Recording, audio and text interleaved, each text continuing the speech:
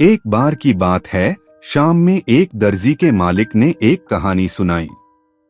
कहानी के रावी वक्ता कहते हैं, मैं एक दर्जी के कारखाने का मालिक था।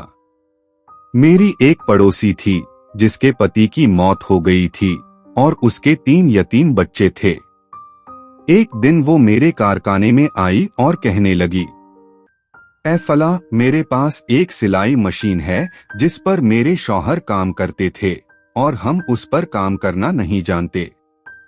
मैं चाहती हूँ कि इन यतीम बच्चों का पेट पालूं। क्या मैं इस मशीन को आपके कारखाने में लाकर आपको किराए पर दे सकती हूँ ताकि मुझे कुछ आमदनी हो और मैं अपने खानदान का पेट पाल सकूं?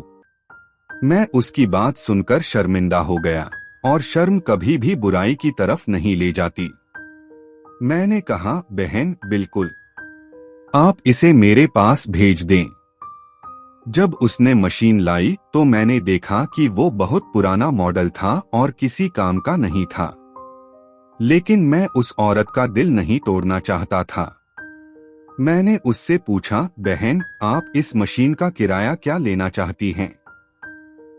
उसने कहा, 3000 लारी, और यह वाकया जंग से 20 साल पहले का है। मैंने उसे 3000 लारी दिए और मशीन को एक कोने में रख दिया क्योंकि वो किसी काम की नहीं थी। लेकिन मैंने उसका दिल नहीं तोड़ा। हम 10 साल तक इसी हालत में रहे।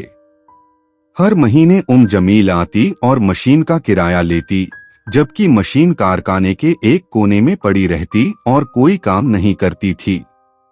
10 साल बाद हम एक छोटे कारखाने से एक नए कारखाने में चले गए जो कस्बे के किनारे पर था।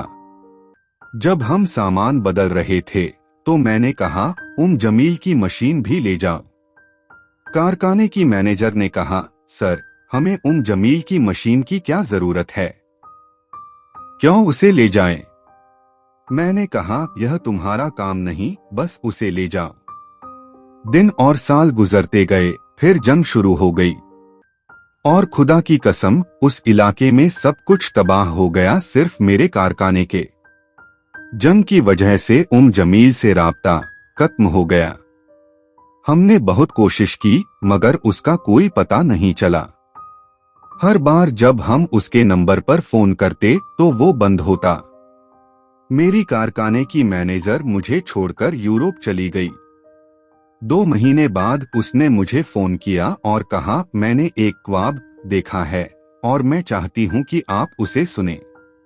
मैंने पूछा, वो क्या ख्वाब है? उसने कहा, मैंने ख्वाब में सुना कि एक आवाज कह रही थी, फला को कहो कि जमील की मशीन की बरकत से हमने तुम्हारे कारखाने को महफूज रखा। कहानी का रावी कहता है, मेरी जिल्द कांप गई और आंखों में आंसू आ गए। मैंने कहा, अल्हम्दुलिल्लाह, खुदा का शुक्र है, और खुदा की कसम, मेरे कारखाने से एक सुई भी गायब लापता नहीं हुई, हालांकि उस इलाके में सब कुछ तबाह हो गया था। इबरत सीख, नेक काम बुराई से बचाते हैं।